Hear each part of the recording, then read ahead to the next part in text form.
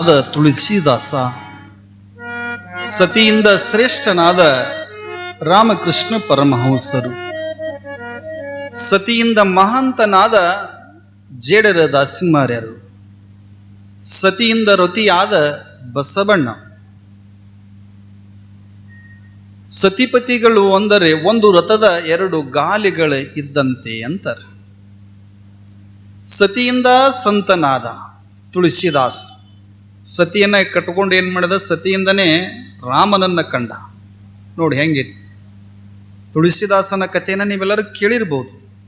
ತುಳಸಿದಾಸನ ಎಂಥವನು ಅಂತ ತಿಳ್ಕೊಂಡು ಗೊತ್ತಿರ್ಬೋದು. ಅಷ್ಟು ಪ್ರೇಮ ಹೆಂಡತಿ ಮೇಲೆ ಅವನಿಗೂ. ಆದ್ರೆ ಅವನೇನಂತ ತಿಳ್ಕೊಂಡಂದ್ರೆ ಅಷ್ಟು ಪ್ರೇಮ ಮೋಹಿತನಾಗಿರ್ತಕ್ಕಂಥವನು. ಅಷ್ಟು ಮೋಹಿತನಾಗಿರೋದ ಸಮಯದೊಳಗ ಒಂದು ಕ್ಷಣ ಅವನೇನಂತ ತಿಳ್ಕೊಂಡಂದ್ರೆ ಪರಿವೇ ಇಲ್ಲದ ಸಮಯದೊಳಗ ಹೆಂಗ ಮದುವೆ ಆದ ಬಳಿಕ ಕುಂತರೂ ಕೂಡ ಹೆಣತಿ, ಎದ್ರು ಕೂಡ ಹೆಣತಿ, ಹೊಲಕ್ಕೆ ಹೋದ್ರು ಕೂಡ ಹೆಣತಿ. ಯಾವಾಗ್ಲೂ ಕೆಲವೊಬ್ರು ಇರ್ತಾರೆ. ತುಳಸಿದಾಸ್ ಏನಿದ್ದ ಅಂತ ತಿಳ್ಕೊಂಡಂದ್ರ ಮದುವೆ ಆಗಿಂದ ಏನ್ರಿ 1 ತಿಂಗಳ 2 ತಿಂಗಳ 3 ತಿಂಗಳ ಹೆಣತಿ ಒಟ್ಟ ತವ್ರ ಮನೆಗೆ ಕಳಿಸಿಲ್ಲ ಅಂತವ. ಮನ್ಯಾಗ ಅಡಿಗೆ ಮಾಡಾಕತ್ತಿಂದಂದ್ರ ಆ ಹೆಣ್ಮಗಳು ರೊಟ್ಟಿ ಬಡಿಯಾಕತ್ತಿರಂದ ಇವ ಒಲಿ ಊದವಂತ. ತುಳಸಿದಾಸ್ ಏನ್ರಿ ಒಲೆ ಊದಾವ ಅಲ್ಲೇ ಕುತ್ಕೊಂಡ್ ಬಿಡ್ತಿದ್ದಂತ. ಹೆಣತಿ ಸೆರಗ್ ಗಂಟು ಹಾಕೊಂಡು ಅಲ್ಲೇ ಕುಂತಂಗೆ ಇರ್ತೈತಲ್ಲ. ನೀವು ಅಂತಿರ್ತೀರಿ ಏನು ಯಾರೋ ಮಾಡ್ಕೊಳ್ಳೋದು ಮದಿ ಇವನ ಮಾಡ್ಕೊಂಡಾನ ಏನಂತ. ಹಂಗ ಅಲ್ಲೇನಂತ ತಿಳ್ಕೊಂಡ್ರೆ ಅವನು ಹಂಗೆ ಇರೋ ಅಷ್ಟೊಂದು ಇರೋವ. ಒಂದು ದಿನ ಏನು ಮದ್ವೆ ಮಾಡ್ಕೊಂಡಿಂದ ಒಟ್ಟ ಮನೆ ಬಿಟ್ಟ ಹೊರಗೆ ಬರಲ್ಲ ಅಂತ ತಿಳ್ಕೊಂಡು ಎಲ್ಲರೂ ಅನ್ನೋರಂತ. ಎಲ್ಲರೂ ಹಿಂಗೆ ಅನ್ನೋರು. ಆ ಊರಿನ ರಾಜ ಹೇಳಿದ ಅವನು ಒಗಟಗಳಿಗೆ 3000 ಒಗಟುಗಳನ್ನು ಬಿಡಿಸ್ತಿದ್ದಂತ. 3000 ಒಗಟುಗಳಿಗೆ. ಮತ್ತೆ ಯಾರ ತರ್ಕ ಮಾಡಕ್ ಬರ್ತಾರಲ್ಲ, ತರ್ಕ ಮಾಡಿದ್ರು ಒಗಟಿನಾಗ ತರ್ಕ ಮಾಡ್ತಿದ್ದವ. ಅಷ್ಟೊಂದು ಪಂಡಿತಿದ್ದ. ಪಾಂಡಿತ್ಯವನಲ್ಲಿ ಮನೆ ಮಾಡಿಕೊಂಡಿತ್ತಂತ. ಹಾಗಿರುವುದರೊಳಗೆ ಏನಾಯ್ತು ಅಂತ ತಿಳ್ಕೊಂಡಂದ್ರೆ ಅವತ್ತು ರಾಜ ಕರೆದಿದ್ದಂತ. ಹಿಂಗ ಸಭೆ ಇದೆ, ತರ್ಕ ಮಾಡೋರು ಬಂದಿದ್ದಾರೆ, ಒಗಟುಗಳನ್ನು ಬಿಡಿಸೋರು ಬಂದಿದ್ದಾರೆ, ನೀನು ಬರ್ಬೇಕಂತ ತಿಳ್ಕೊಂಡಂದಾಗ ಈ ಕಡೆ ಏನಂತ ತಿಳ್ಕೊಂಡದು ಹೋದ ಅರಮನೆಗೆ. ಈ ಕಡೆ ಏನಂತ ತಿಳ್ಕೊಂಡಂದ್ರ ಆ ತುಳಸಿದಾಸನ ಹೆಂಡತಿಯಾಗಿರ್ತಕ್ಕಂಥವಳು ಏನು ಮಾಡಿದ್ಲು, ತನ್ನ ತಂದೆ ಕರೆಯಕ್ಕೆ ಬಂದಿದ್ದ. ಬಂದ ಬಳಿಕ ಏನು ಮಾಡಿದ, ಗಂಡನಿಗೆ ಹೇಳಲಾರದೆ ಏನು ಮಾಡಿದ್ಲು, ತವ್ರ ಮನೆಗೆ ಹೋದು ಅವರಪ್ಪನ ಕರ್ಕೊಂಡು. ಹೋಗೋನ್ ನಡಿ, 3 ತಿಂಗಳಾತು ನಾ ಇಲ್ಲೇ ಇದ್ದೀನಿ, ಅವ ಹೋಗ್ಯಾನ ಬರ್ತಾನ, ಬರೋದ್ರೊಳಗೆ ಹೋಗಿಬಿಡೋಣ ಅಂತ ತಿಳ್ಕೊಂಡು ಏನು ಮಾಡಿದ್ರು ಹೋಗೋದ್ರಾಗ ಅಲ್ಲಿಂದ ಇವ ಬಂದ 3-4 ಗಂಟೆ 5 ಗಂಟೆ ಆತು. ಬರೋದ್ರಾಗ ಏನಂತ ತಿಳ್ಕೊಂಡಂದ್ರೆ ನೋಡಿದ ಮನಿ ಬೀಗ ಹಾಕಿತ್ತು. ಅವ ಅಂತನ ಪಕ್ಕದವ್ರ ಮನೇನ ಕೇಳಿದ, ನನ್ನ ಹೆಣ್ತಿಲ್ಲ ಹೋಗ್ಯಾಳ, ನನ್ನ ಹೆಣ್ತಿಲ್ಲ ಹೋಗ್ಯಾಳ ಅಂತೇಳಿ. ಅವನು ತಲೆಯಾಗಿ ಏನು ತುಂಬ್ಯದ, ಬರೀ ಹೆಣ್ತಿ ತುಂಬ್ಯದ. ಅವಳ ಒಂದು ಭಾವಚಿತ್ರ ತುಂಬಿಕೊಂಡದ. ಹೆಣತಿಯ ಏನು ಮುಖ ಐತಲ್ಲ, ಹೆಣತಿಯ ಮುಖವೇ ಅವನ ತಲೆ ಒಳಗೆ ತುಂಬಿಕೊಂಡದ, ಕಣ್ಣಿನೊಳಗೆ ನಾಟಿತ್ತು. ಅವ ಅಂತನ ಪಕ್ಕದವ್ರನ್ನ ಕೇಳಿದ ಬಳಿಕ, ತಮ್ಮ ಕಿಲಿ ಕೊಟ್ಟು ಹೋಗ್ಯಾಳ, ಆಕೆ ಅವ್ರಪ್ಪ ಬಂದಿದ್ದ, ತವ್ರ ಮನೆಗೆ ಹೋಗ್ಯಾಳಪ್ಪ, ತಗೋ ಈ ಕಿಲಿನ ಅಂತ ತಿಳ್ಕೊಂಡು ಕೊಡಾಕ್ ಬಂದ್ರವ್ರು ಪಕ್ಕದವ್ರ ಮನೆಯವರು. ಯಾವ ಕಿಲಿ ಅಲ್ಲೇ ಇಟ್ಕೊ ನಾ ಹೊಕ್ಕೀನಿ ಅಂದ.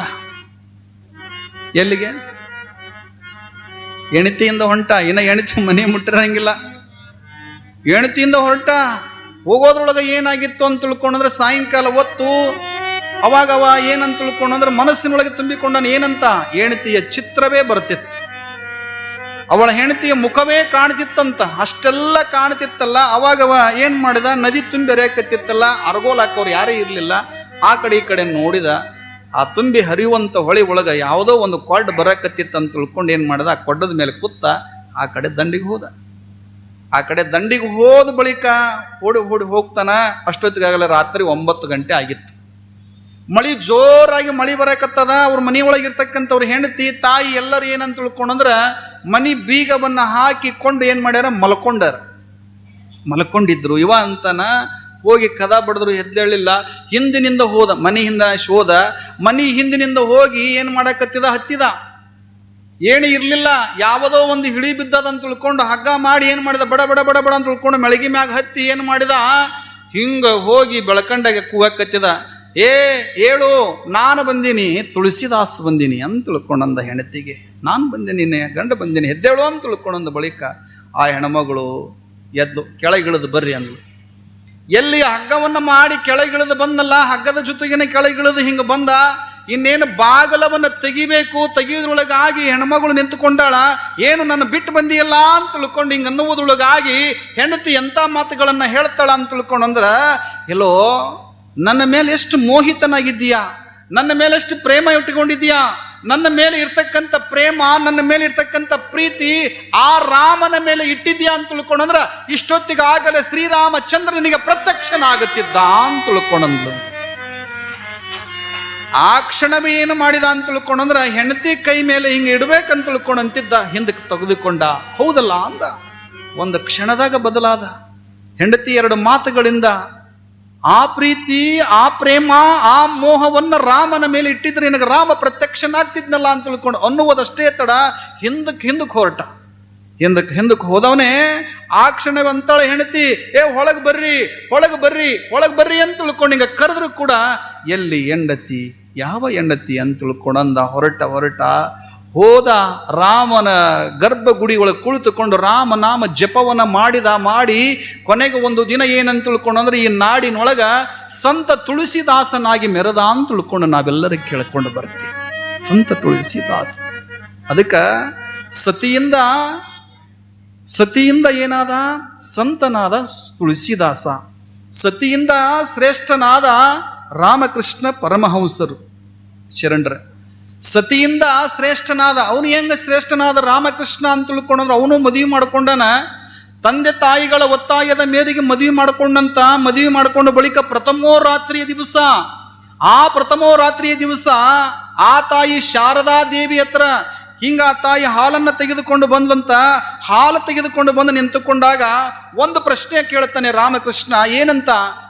ಶಾರದಾ, ನಾನಿನ್ನೊಂದು ಮಾತು ಕೇಳಬೇಕು, ಕೇಳು ಅಂತ ತಿಳ್ಕೊಂಡ ಬಳಿಕ ಇಲ್ಲ, ನಾನು ನಿನ್ನನ್ನು ಯಾವ ದೃಷ್ಟಿ ಒಳಗೆ ನೋಡಿದ್ರೆ ನೀ ಆ ದೃಷ್ಟಿ ಒಳಗೆ ಇರ್ತೀಯಲ್ಲ ಅಂತ ಕೇಳುತ್ತಾನೆ. ನಾನು ನಿನ್ನನ್ನು ಯಾವ ದೃಷ್ಟಿ ಒಳಗೆ ನೋಡುತ್ತೀನಿ ಆ ದೃಷ್ಟಿ ಒಳಗೆ ಇರ್ತೀಯಲ್ಲ. ನೋಡಿ, ನಾನು ಮದುವೆ ಆಗಿದ್ದೇನೆ, ನೀವು ಯಾವ ದೃಷ್ಟಿ ಒಳಗೆ ನೀವು ನನ್ನನ್ನು ನೋಡ್ತಿರಲ್ಲ ಆ ದೃಷ್ಟಿ ಒಳಗೆ ನಾನು ನಿನ್ನನ್ನು ಕಾಣುತ್ತೀನಿ. ನೋಡಿ ಹೆಂಗಿರ್ಬೇಕು. ಆಯ್ತಂತ ತಿಳ್ಕೊಂಡಂದ ಬಳಿಕ ಮದುವೆ ಆಗ್ಯಾರ. ಅವತ್ತೋ ಪ್ರಥಮ ರಾತ್ರಿ ಹಾಲು ತೆಗೆದುಕೊಂಡು ಬಂದಿರತಕ್ಕಂಥ ಹೆಂಡತಿ ಸ್ಫುರದ್ರೂಪಿ ಚೆಲುವೆಗಿರುವಂತ ಹೆಣ್ಣು ಮಗಳದಳ. ಆದ್ರೆ ಅವ ಏನಂತ ನಾನು ತಿಳ್ಕೊಂಡು ನಾನು ಯಾವ ದೃಷ್ಟಿ ಒಳಗೆ ನೋಡ್ತೀನಿ ಆ ದೃಷ್ಟಿ ಒಳಗೆ ಸತತವಾಗಿ ನೀ ಇರಬೇಕಂತ ತಿಳ್ಕೊಂಡ ಬಳಿಕ ಆ ಕ್ಷಣವೇ ಅವನಂತನ, ಈಗಲೇ ನೀನು ನನ್ನ ತಾಯಿಯಾಗಿ ಸ್ವೀಕಾರ ಮಾಡಬೇಕು, ನಾನು ನಿನ್ನ ಮಗನಾಗಿರ್ತೀನಿ ಅಂತ ತಿಳ್ಕೊಂಡು ಹೇಳಿದ. ನೋಡಿ ಹೆಂಗಿರ್ಬೇಕು. ಹೆಂಡತಿಯನ್ನೇ ತಾಯಿಯಾಗಿ ಸ್ವೀಕಾರ ಮಾಡಿದ. ಅವಳಂತಳ, ನೀ ಯಾವಾಗಲೂ ಕೂಡ ನನ್ನ ಮಗನಾಗಿರಬೇಕು. ಲೋಕದ ದೃಷ್ಟಿ ಒಳಗ ನಾವು ಗಂಡ ಹೆಂಡತಿಯಾಗಿರ್ತೀವಿ, ಆದ್ರೆ ನಿನ್ನ ಅಂತರದ ದೃಷ್ಟಿ ಒಳಗೆ ಹೇಗಿರ್ಬೇಕಂತ ತಿಳ್ಕೊಂಡ್ರೆ ನಾನು ತಾಯಿ ನೀನು ಮಗನಾಗಿರ್ಲಿ ಅಂತ ತಿಳ್ಕೊಂಡಂತಕ್ಕಂಥದ್ದು. ನೋಡಿ ಹೆಂಗಿರ್ಬೇಕು. ಹೆಂಡತಿಯನ್ನೇ ತಾಯಿಯಾಗಿ ಸ್ವೀಕಾರ ಮಾಡಿರ್ತಕ್ಕಂಥವನು. ಅದಕ್ಕೆ ಸತಿಯಿಂದ ಏನೋ ಶ್ರೇಷ್ಠನಾದ ರಾಮಕೃಷ್ಣ, ಹೌದಲ್ಲ. ಮತ್ತು ಸತಿಯಿಂದ ಮಹಾಂತನಾದ ದಾಸಿಮಾರರ ಕಥೆಗಳನ್ನು ನೀವೆಲ್ಲ ಕೇಳಿರಿ, ಮುಂದೆ ಹೇಳುತ್ತದೆ. ಅದಕ್ಕೆ ಸತಿಯಿಂದ ರತಿಯಾದ ಬಸವಣ್ಣ. ನೋಡ್ರಿ, ಸತಿಯಿಂದ ರತಿಯಾದ ಬಸವಣ್ಣ ಅಂತ ಕರ್ಕೊಂಡು ಬರ್ತಾರೆ. ರತಿಯಾದ ಬಸವಣ್ಣ. ಇಂಥವ್ರ ಸಂಸಾರ ಹೆಂಗಿರ್ತದಪ್ಪ ಅಂತ ತಿಳ್ಕೊಂಡ್ರೆ, ಒಂದು ರಥದ ಎರಡು ಗಾಲಿಗಳು ಹೆಂಗ, ಇದು ಸತಿಪತಿಗಳ ಲಕ್ಷಣವಯ್ಯ ಅಂತ ಕರ್ಕೊಂಡು ಬರ್ತಾರೆ. ಲಕ್ಷಣವಯ್ಯ ಅಂತ ಕರ್ಕೊಂಡು ಬರ್ತಾರೆ. ಬಸವಣ್ಣವ್ರಿಗೆ ಹೇಳ್ಕೊಂಡು ಬರ್ತಾರೆ. ಏನಂತ? ಹೆಂಡತಿ ಎರಿಗೆಳಿತು, ಗಂಡ ಕೆರೆಗೆಳೆದ್ರೆ ಹೆಂಡತಿ ಕೊಂಬುವುದು ಪಾದೋದಕ, ಗಂಡ ಕೊಂಬುವುದು ಪಾದೋದಕ ಪ್ರಸಾದ, ಹೆಂಡತಿ ಕೊಂಬುವುದು ಸುರೆಮಾಂಸ, ಬಾಂಡ ಭಾಜನ, ಶುದ್ಧ ಇಲ್ಲದವರ ಭಕ್ತಿ. ನೋಡವ್ರು ಹೇಳ್ತಾರೆ, ಹೆಂಡದ ಮಡಿಕಿ ಹೊರಗೆ ತೊಳದಂತೆ ಕಾಣ ಕೂಡಲ ಸಂಗಮ ದೇವ. ಅವ್ರ ಹೆಂಗೈತೆ ಯವ್ವ, ಗಂಡ ಹೆಂಡತಿ ಚೆನ್ನಾಗಿರ್ಬೇಕವ್ವ. ನೀವು ಹಿಂಗೆ ಹೇಳಿದ್ರಿ, ಗಂಡ ಅತ್ತಾಗಿ ಹೇಳಿದ್ರಂದ್ರೆ ಏನ್ ಮಾಡೋದು? ಹೆಂಡತಿ ಕೊಂಬುವುದು, ಗಂಡ ಕೊಂಬುವುದು ಪಾದೋದಕ ಪ್ರಸಾದ. ಅವ ಶಿವ ಅಂತಿದ್ದ. ನೀವು ಹರಹರನ ತಿಳ್ಕೊಂಡು ಅನ್ಬೇಕು, ಶಿವರ ಅನ್ಬೇಕು. ಅವ ಏನಂತಾನ ಅದನ್ನ ಅನ್ನಂಗಿಲ್ಲ. ಸುರೇಮಾಂಸ, ಹೆಂಡತಿ ಕೊಂಬುವುದು ಸುರೇಮಾಂಸ. ಮತ್ತ ಹಿಂಗತಿ ಇತ್ತಪ್ಪ ಅಂತ ತಿಳ್ಕೊಂಡ್ರೆ ಸಂಸಾರ ಚೆನ್ನಾಗಿರ್ತೈತೇನೋ, ಸಂಸಾರ ಚೆನ್ನಾಗಿರುತ್ತೇನೋ? ಇರೋದಿಲ್ಲ. ಅದಕ್ಕೆ ಅವ್ರು ಹೇಳ್ತಾರ, ಸಂಸಾರ ಚೆನ್ನಾಗಿರ್ಬೇಕಂದ್ರ ಗಂಡ ಹೆಂಡರು ಚೆನ್ನಾಗಿರ್ಬೇಕು. ಅದಕ್ಕೆ ಅವ್ರು ಹೇಳ್ಕೊಂಡು ಬರುತ್ತಾರೆ, ಗಂಡ ಹೆಂಡರು ಚಂದ ಗಂಧ ತೀಡಿದಂಗ, ಗಂಡ ಹೆಂಡರು ಏನಪ್ಪಾ ಮಲ್ಲಯ್ಯ ನಂದಾದೀಪ ಹಚ್ಚಿದಂಗ ಓ ಮಲ್ಲಯ್ಯ. ಅಕಸ್ಮಾತ್ ಗಂಡ ಹೆಂಡರು ಚಂದ ಇಲ್ಲ ಅಂದ್ರೆ ಬೆಣವಿಗೆ ಬೆಂಕಿ ಬಿತ್ತು ಮಲ್ಲಯ್ಯ ಅಂತ. ಗಂಡ ಹೆಂಡರು ಚಂದ ಅಂತ ತಿಳ್ಕೊಂಡು ಗಂಡ ಹೆಂಡರು ಹೆಂಗಿರ್ಬೇಕು, ನಂದಾದೀಪ ಹಚ್ಚಿದಂಗಿರ್ಬೇಕು. ಅಕಸ್ಮಾತ್ ಗಂಡ ಹೆಂಡರು ಚೆನ್ನಾಗಿರ್ಲಿಲ್ಲ ಅಂತ ತಿಳ್ಕೊಂಡ್ರೆ ಬೆಂಕಿ ಬಿತ್ತೋ ಬಣಿಗೆ ಬೆಂಕಿ ಬಿತ್ತೋ ಮಲ್ಲಯ್ಯ, ಹೌದಲ್ಲ? ಹಂಗ ಇರತ್ತಲ್ಲ. ಹಂಗ ಸಂಸಾರದೊಳಗೆ ಏನಂದ್ರೆ ಶಿವ ಮತ್ತು ದಾಕ್ಷಿಣಿಯವರು ಆ ಮಂದಾರ ಪರ್ವತದೊಳಗೆ ಇರ್ತಕ್ಕಂಥದ್ರೊಳಗ ಮುಂದೆ ಅವ್ರು ಏನಂತ ತಿಳ್ಕೊಂಡ್ರೆ ಮೇಘಗಳ ದಾಟಿ ಮೇಲೆ ಹೋದ್ರು ಅಂತ ಹೇಳ್ತಾರೆ. ಮೇಲೆ ಹೋಗಿ ವಾಸವನ್ನ ಮಾಡಾಕತ್ತಿದ್ರು. ವಾಸ ಮಾಡುತ್ತಾ ಇರುವಂಥದ್ರೊಳಗೆ ಶರದ್ ಋತು ಅಂತ ತಿಳ್ಕೊಂಡು ಬರ್ತೈತಿ. ಯಾವಾಗ ಶರದ್ ಋತು ಬರ್ತೈತಿ? ನಮಗೆ ಡಿಸೆಂಬರ್, ಈಗ ಶ್ರಾವಣ ಮಾಸ, ಮೋಡಗಳು ಸಾಕಷ್ಟು ಮಳೆ ಇರ್ತೈತಿ. ಅದಕ್ಕೆ ಮಳೆಗಾಲದೊಳಗೆ ಇರೋದಕ್ಕಿಂತ ಏನು ಮಾಡೋದು, ಮಳೆಗಾಲ ಇರೋ ಸಮಯ ಮೋಡದ ಮೇಲೆ ಮೇಘಗಳ ಮೇಲೆ ಇರೋದು. ನಂತರ ಏನಂದ್ರೆ ಶರದ್ ಋತುವಿನೊಳಗೆ ಡಿಸೆಂಬರ್ ಆದ ಬಳಿಕ ಮತ್ತೆ ಅವ್ರು ಎಲ್ಲಿ ಬರ್ತಾರ ಅಂತ ತಿಳ್ಕೊಂಡ್ರೆ ವಾರಣಾಸಿ ಒಳಗೆ ಬಂದು ಇರ್ತಾರೆ. ಎಲ್ಲಿ? ವಾರಣಾಸಿ ಒಳಗೆ ಬಂದು ಇರ್ತಾರೆ. ಅಲ್ಲಿ ಇರುವಂಥದ್ರೊಳಗೆ ಏನಾಗಿತ್ತ ಅಂತ ತಿಳ್ಕೊಂಡ್ರೆ ಅಲ್ಲಿ ಆ ಸಮಯದೊಳಗೆ ಆ ಒಂದು ಯಾಕ ವಾರಣಾಸಿ